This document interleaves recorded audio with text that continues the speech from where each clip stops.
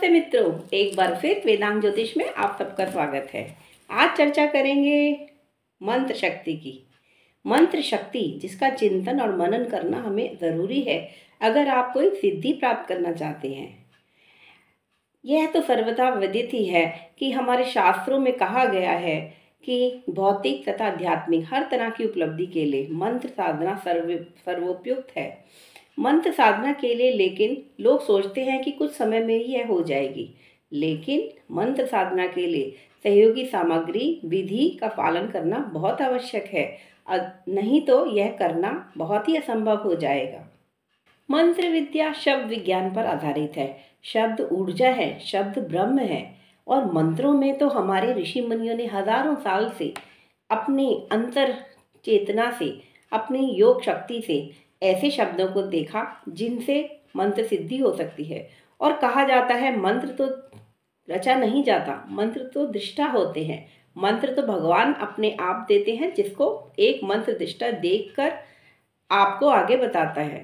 हमारे गुरुजन श्री राव सर के निरीक्षण में हम लोगों ने बहुत सारे मंत्रों की साधना करी, जैसे विष्णु सहस्त्रनाम, नारायण कवच, ये स्रोत पाठ हैं। साथ ही मृत्युंजय मंत्र जो कि कहा जाता है कि मृत्यु से बचने के लिए, मृत्यु के भय से बचने के लिए और स्वस्थ रखने के लिए हमें प्रतिदिन 108 बार करना चाहिए।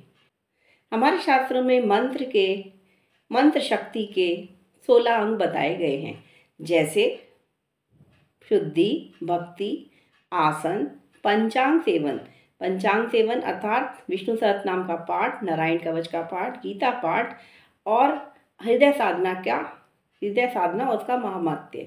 इसके साथ ही धारणा, ध्यान, समाधि, प्राण शक्ति, दिव्य देव दर्शन, आचार विचार की शुद्धि तथा इस तरह से इन 16 अंगों के बारे में हम अगले एपिसोड में चर्चा करेंगे। लेकिन दोस्तों, जैसे खाना बनाने के लिए सामग्री भी लगती है और एक विधि भी लगती है, बिना नमक मिर्च मसाले स्वाद नहीं आएगा, वैसे ही मंत्र साधना के लिए जो उपयुक्त बताई गई हैं बातें वह माननी ही पड़ेंगी। जैसे कि आसन की शुद्धि, जिस आसन पर बैठकर आप पाठ करेंगे वह ऊन का हो सकता है, जूट का हो सकता है, लेकिन उस आसन पर कोई और ना बैठे और उस आसन की शुद्धि को बना के रखना पड़ेगा। इसी तरह ध्यान लगाना पड़ेगा। आपके आचार और विचार शुद्ध होने चाहिए। आचार विचार शुद्ध रखने के लिए आहार की शुद्धि भी प्रमुख है। सात्विक आहार खाना ज़रूरी है। मन की शुद्धि भी बहुत ही ज़रूरी है, जैसे कि शारीरिक शुद्धि।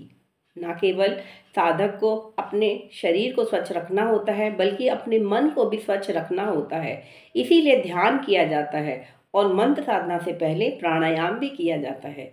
तो दोस्तों, आने वाले एपिसोड्स में हम मंत्र साधना के 16 आयामों की चर्चा करेंगे और फिर हम इस पर चिंतन करेंगे ताकि आप भी मंत्र सिद्धि करके सिद्ध बन सकें।